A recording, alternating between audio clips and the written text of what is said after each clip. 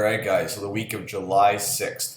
So Monday actually is one of our two hero workouts that we're doing this week. I don't like to really program hero workouts all the time. They are very demanding workouts, which is why they're hero workouts. They're two different beasts. So we actually have DT and then we have Jerry later on in the week. DT is a very high output barbell workout, where Jerry is the complete opposite. Jerry is all aerobic. It's completely different. So on Monday, clean and jerks, advanced is going to be working up to a heavy single, and then intermediate and beginner is working on threes. Doesn't have to be touch and go. I don't like when beginners or intermediate do touch and go. So definitely try to do split jerks, drop it, and move up in weight as you go through those sets. DT. Usually the best way to go through this for most people, if you're picking the correct way, you want to be on the heavier side, is you actually do 11 deadlifts, you stop, you take a quick breather, you pick it up, so you do that 12th deadlift, you do your 8 hang power cleans, again not 9 just yet, because you're going to have to usually rest, pick it up with the deadlift, then you do one more hang power clean to get it into the rack position to do your jerks. So have a strategy when you go into this. Don't just go balls to the wall and fatigue and start doing singles, because you're adding a ton more reps that don't need to be there, period. So make sure as you do this that you're actually going in with a strategy, and that will allow you to save some energy. On Tuesday, what we have is overhead squats.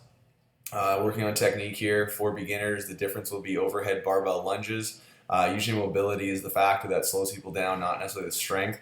So that's a good way to build up the strength, but also work on mobility. Your Metcon, as you can see, is a pretty long one. You are doing the overhead squats in the Metcon, as well as a lot of running. And we have a lot of either chest to bar pull-ups or just pull-ups. Beginner, you have the option of doing front squats if you need to. That is completely fine, just so that you have that stimulus on your body. If you are able to perform overhead squats with a decent amount of weight and proper form for the beginner, that's cool as well. Really dependent on how your form looks. That's the number one thing for that one. On Wednesday, we have the A and B, similar to what we did about a week and a half ago. So shoulder press followed by bench press. Do all your shoulder press, then do all your bench press. On your Metcon, it is going to be airdyne, air squats, and kettlebell swings. Very, very simple. It's that way for a reason. It's 4 rounds. You're only getting a 1-minute rest in between rounds. You need to go 100% each round, and that is the most important thing for this workout. Don't pace this in any way. Pick the appropriate amount of air squats and do that as you go, and you'll get the right stimulus on your body. Thursday, we have the longer of the hero workouts. So Jerry with run 1 mile, row 2K, run 1 mile. Kind of jumped the gun there, but the strength there is max effort set of strict pull-ups, inverted ring rows, or ring rows, depending on what level you're at. This is a little different than what I've programmed in the past for this. Each time that you stop a set, so let's say you do 10 reps and you hit failure, I want you guys to stop for 30 seconds, take that quick 30-second break, and then you're going to perform it again.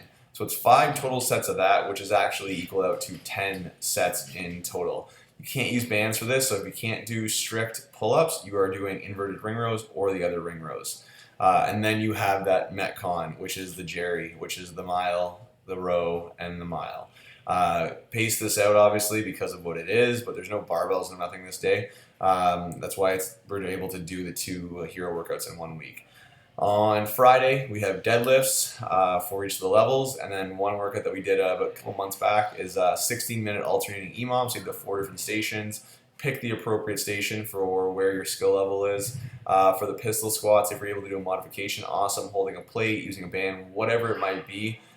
Just don't bottom out and fall over. We need to have some stability there. And then with the GHDs, make sure you're picking the appropriate number, that if you're new to the GHDs, you're not trying to hit 15 each time. On Saturday is power snatch or hang power snatch on what level you're in. And then the Metcon is an 8-minute AMRAP of the following movements. So the pull, so the muscle up, the pull up, or the jumping pull up. The core movements, so the toes to bar, knees to elbows to sit up, and then the hang power snatch is your last movement. You're going to rest 2 minutes in between, so you can actually do part 2 first or part 1 first. It doesn't matter. We'll see how many people come to the classes. And then this one is actually just a work capacity. So you're trying to. I want you guys to figure out where you are at around 90%. Try to maintain that the whole time. That is asking a lot. So you got to understand at 90%, that's pretty high output. But I don't want you to start, let's say, for a guy at 140 or 145 for your split time, and you're ending at like 215. Is not the goal. So if you need to start at 150 and you maintain 150 the whole time, that is the goal of this for the full 8 minutes. So keep that in mind going into it. I want you guys to understand where your split times are and where you should be for these types of workouts, not just go hard out of the gate and realize that 4 minutes in, it's way too hard. That's it for this week, and we will see you guys in the gym.